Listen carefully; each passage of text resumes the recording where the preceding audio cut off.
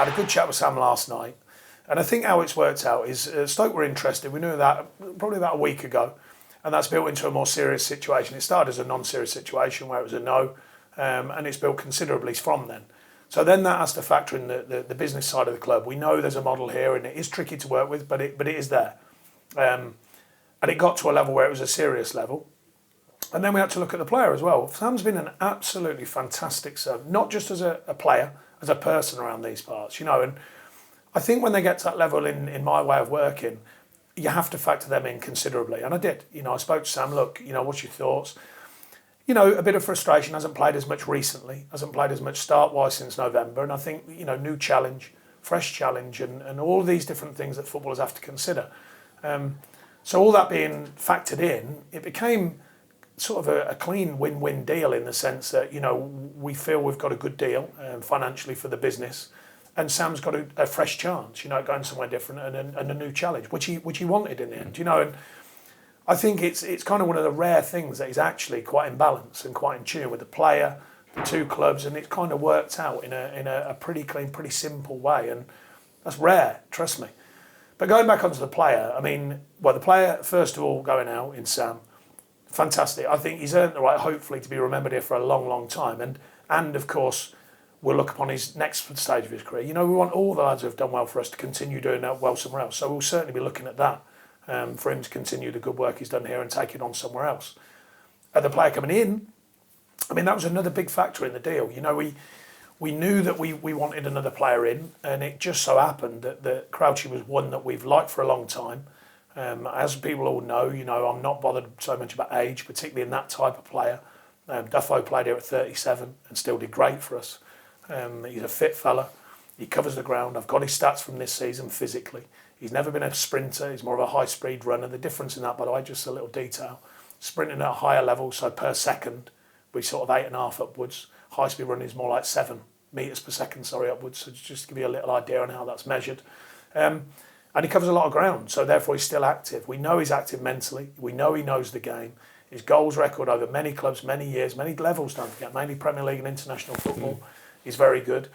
And his ability to bring others into play. So all of that wrapped up in a deal and a financial deal, and losing a player and gaining a player had to be considered. And I think it's the right balance on this one. Sam gets a new challenge, we get a new player, a different face, and a well liked figure. Someone who's I think well thought of amongst most of football actually, for his earthiness as well as he has a little laugh now and again, and he loves his football, but he knows where it lives. He knows the balance between loving it and enjoying it, but working hard at it and being what he can be. And I think that's an important factor in coming into a group we know is very demanding. He'll know that other manager is demanding, and he knows he's got a fan base who will back him, but they'll all equally demand, and he'll know that. A lot of players who leave Burnley Football Club leave with great affection. Probably, I can't think of one in recent times, perhaps Duffo, but that was a different scenario, who've left with such well wishes. And he preceded you. He's one of the few players who you inherited. No, that's right. And we've, like I say, the respect for all the players I've worked with, by the way, even if they're with us for a very short space of time. But the respect for the people who have been here since, of course, that's an enormous respect. I said to him the other day, I said, I'll be there for whatever you need in your life. Now, that's a bold statement, but if he ever needs me for anything, or us, because it's not just, there grows a spirit within people, over time of dealing with these people. And he's not the only one, by the way. All the players I've worked with, all the different players. David Edgar's been here this week training with the under-23s just to keep himself right. We keep links with these players because they've worked hard for this football club in many different ways. And as I said, I take great value in all the different things, all the different characters, all the different people that have been here. But particularly people like Vokes. He's brilliant for me. He's done brilliant on the pitch. He's done brilliant for himself as well, by the way. I think he's a far better player and quickly became so from when we first got here to what he was each year that went on. When Charlie left, you said, be the man, and boy, was he the man. Absolutely. And they will never be forgotten. It's important now he focuses on the next challenge. Of course.